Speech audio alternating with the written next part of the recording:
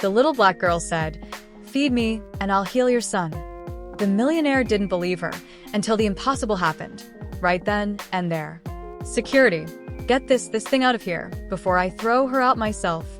Marcus Whitmore yelled so loud that every customer in the most expensive restaurant in Manhattan stopped eating to stare. His veins bulged in his neck as he pointed furiously at the 9-year-old girl standing next to his table. Iris didn't move. Barefoot, dressed in a simple, worn-out dress, she kept her eyes locked on the 62-year-old man who had just called her a thing in front of 50 people.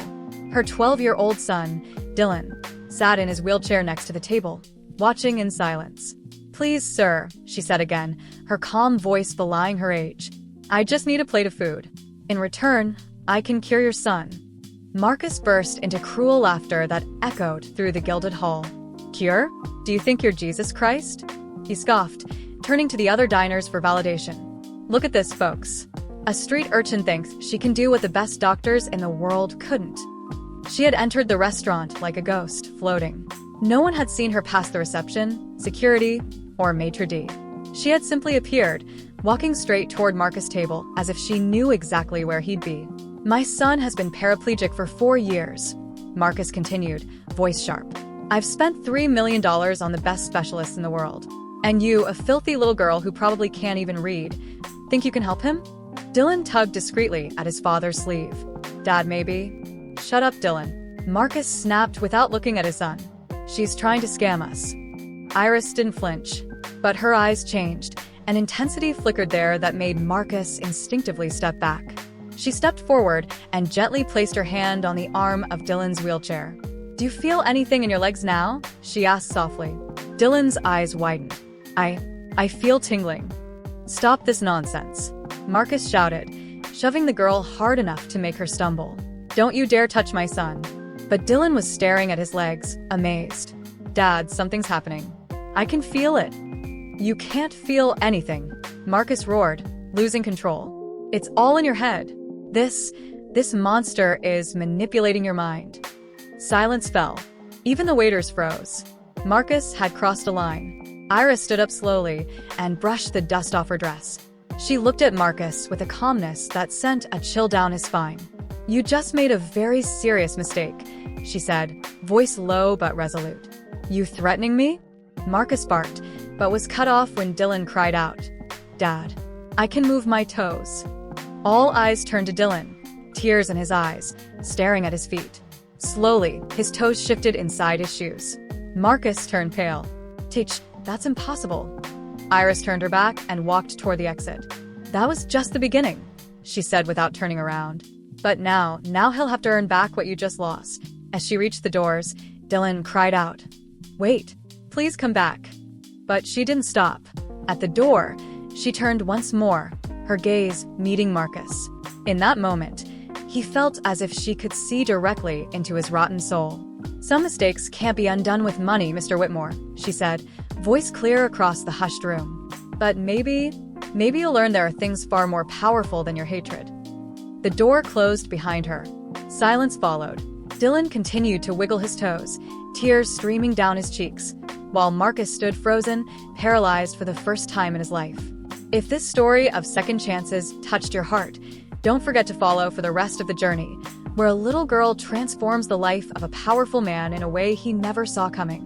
Polished script, punctuation, and cinematic clarity fixed the mysterious girl had appeared in their lives, offering hope when they least expected it.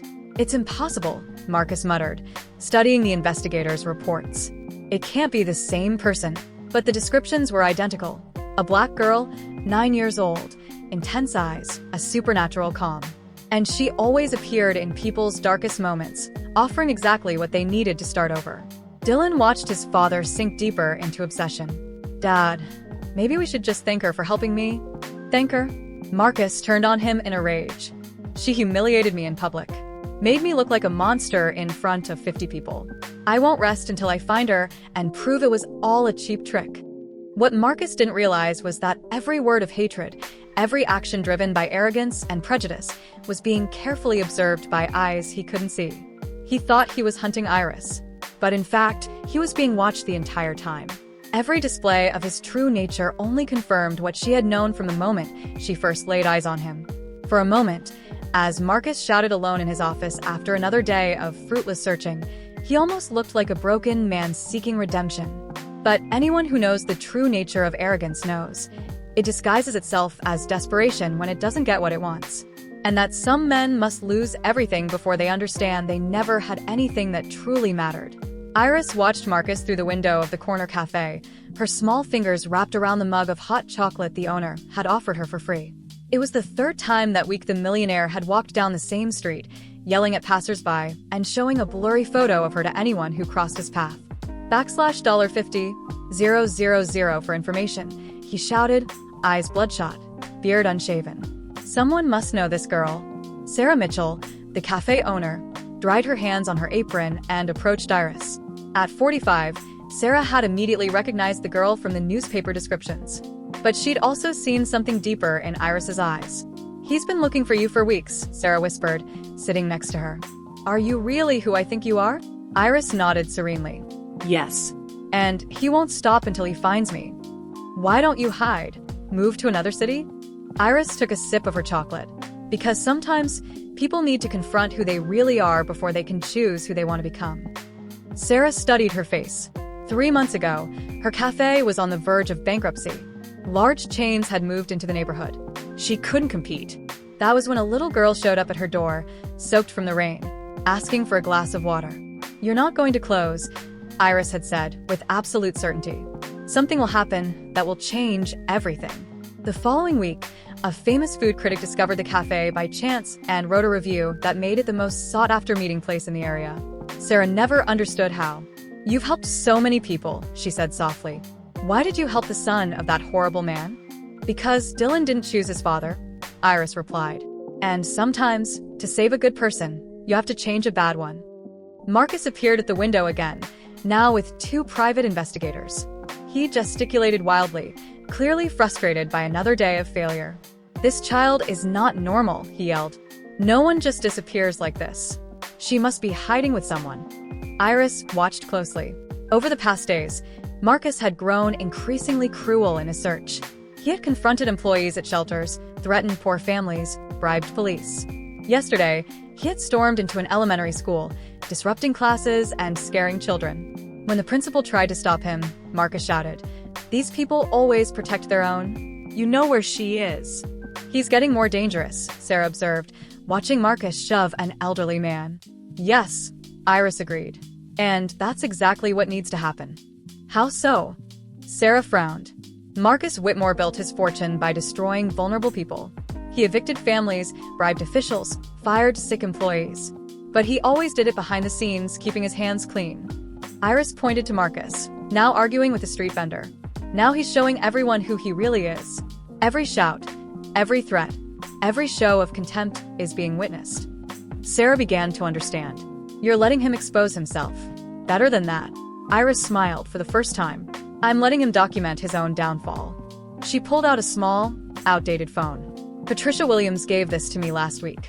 Sarah knew the name, an investigative journalist who had lost her job trying to expose Marcus's real estate scams. Is she still in town? Patricia never stopped investigating. For years, she collected evidence, but victims were too afraid to speak. Iris showed the screen. Dozens of videos. Marcus yelling at children, threatening families, bribing officials. Now they don't have to speak. He's doing it for them. Sarah's eyes widened. "You're recording all of this?" Patricia has people all over the city, documenting every move, every threat, every abuse. Marcus approached the cafe window, peering in. His eyes met Iris's for a split second, but she lowered her head, hiding behind the cup. He moved on, unaware. "Why don't you confront him now?" Sarah asked. "Because true justice isn't revenge. It's giving someone the chance to choose who they want to be when no one is forcing them to choose."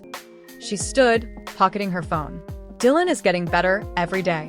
His legs are almost completely healed. But Marcus doesn't know, because he's too busy hating to see the miracle happening right under his nose." Sarah felt a chill. "And when he finds out, then he'll have to choose," Iris said, stepping toward the door. "Between the son who can walk and the pride that blinds him." As Iris disappeared into the crowd, Sarah noticed Marcus had stopped across the street. He was staring directly at the cafe door, a strange look on his face. For a moment, it seemed he had seen something. But then his phone rang, and he turned away, resuming his obsessive search. What Marcus didn't know was that every step of his hunt was being orchestrated by someone who understood. The best way to defeat a powerful man is not to attack him directly, but to give him enough rope to hang himself in front of everyone. Let me know when you're ready for the next scene to be refined or translated into Spanish. Title: The Fall and Redemption of Marcus Whitmore. Marcus Whitmore's downfall was broadcast live on national television. He was in his office on the top floor when his secretary burst through the door, her face pale with panic. "Mr. Whitmore, you need to see this right now." The television flickered onto Channel 7. Patricia Williams, a journalist once silenced by Marcus's legal threats, stood at the center of the screen. "Good afternoon. I'm Patricia Williams. Over the past 15 days, our team has documented the shocking behavior of one of the most powerful men in this city." A headline appeared: "Racist Billionaire, the cruel hunt of Marcus Whitmore."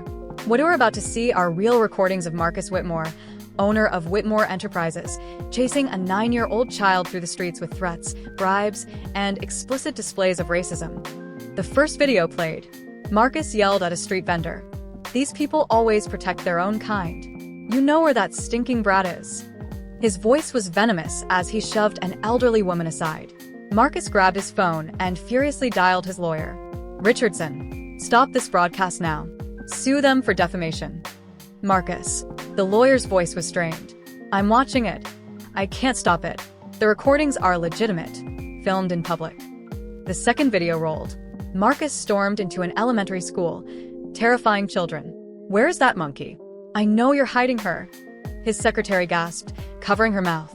Patricia's voice remained firm. This obsessive pursuit began when a girl offered to help Whitmore's paraplegic son in exchange for food.